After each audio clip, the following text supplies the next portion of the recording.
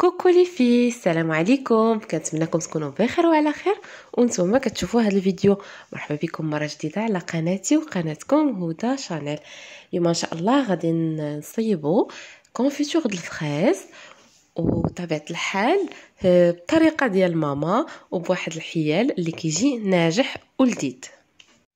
هنايا الفريز عندنا مغسول ودايرينه في الكونجيلاتور، محتفظين به في الكونجيلاتور، ودابا يا جبدناه باش نستعملوه في الكونفيتور. غنخليو له الوقت يديكونجولا واحد نص ساعه هكذاك ونرجع معكم.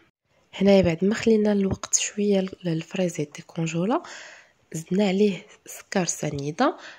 تقريبا عندنا هنايا الفريز واحد 2 كيلو وافيه، ضفنا ليه سكر سنيده كيلو ما كاملش.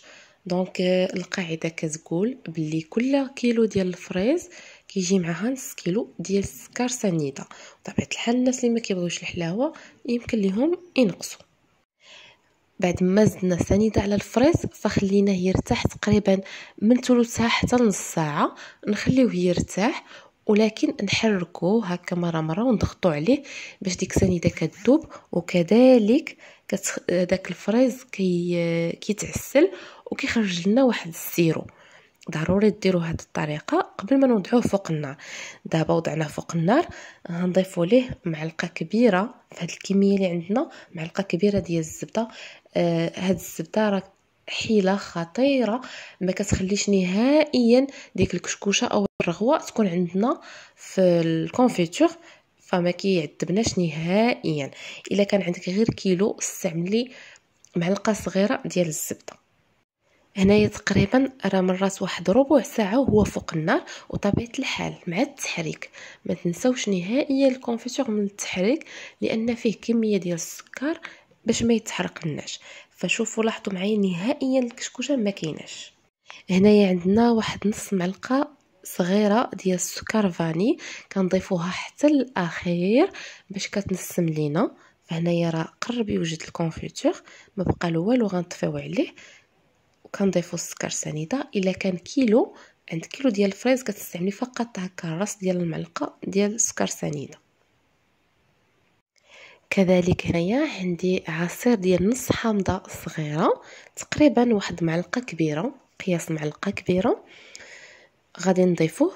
فالسكر فاني والحامض، عصير ديال الحامض كنضيفوه حتى الاخر، حتى صافي كتبقى لنا غير واحد 4 دقائق وغادي نطفيو. فبالنسبه للكيلو غنستعملوا فقط معلقه صغيره هكا ديال الحامض، وطبيعه الحال دائما مع التحريك. هنا كذلك غنعطيكم واحد الحيله خطيره باش تعرفوا راه الكونفيتور ديالكم راه واجد.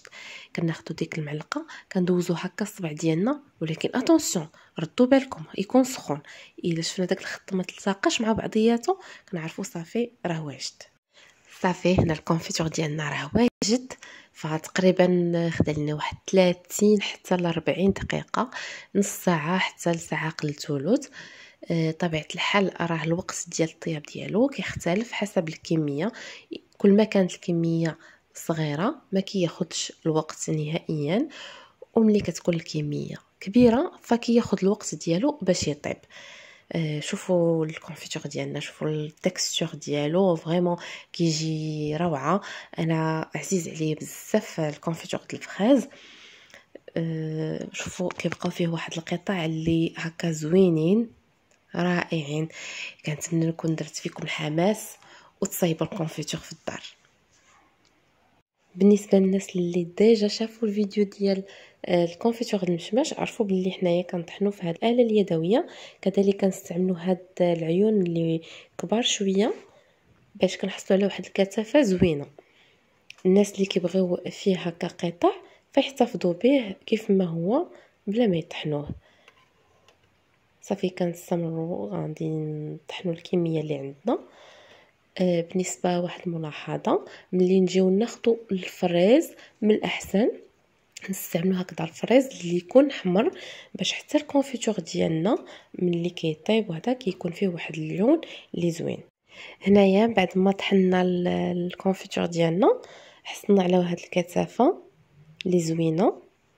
فطبيعه الحال اللي ما كيتوفرش على هذه الاله اليدويه يستعمل فقط الخلاط الكهربائي، ولكن حتى يبرد الفريز باش ما يخسرلش الخلاط الكهربائي. فكيجي زوين، كنتمنى انكم تجربوه. وكذلك ما تنسوش الحيل اللي عطيتكم ديال الزبده وديال السكر فاني، فكيجي زوين بزاف. صافي هنايا الكونفيتور ديالنا من بعد ما كيبرد كنقدموه للغوتي ولا الفطور بالصحه والراحه.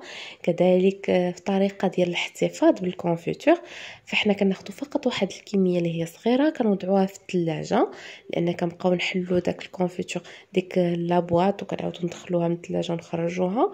فمن الاحسن نحتفظوا فقط بكميه صغيره، لان ما فيه حتى شي مواد حافظه. والبقيه ديال الكونفيتور نستعملو هكا في قارورات زجاجيه اللي يكونوا معقمين ومسدودين مزيان، ولكن واحد الطريقه امنه باش ما يخسرش نهائيا الكونفيتور.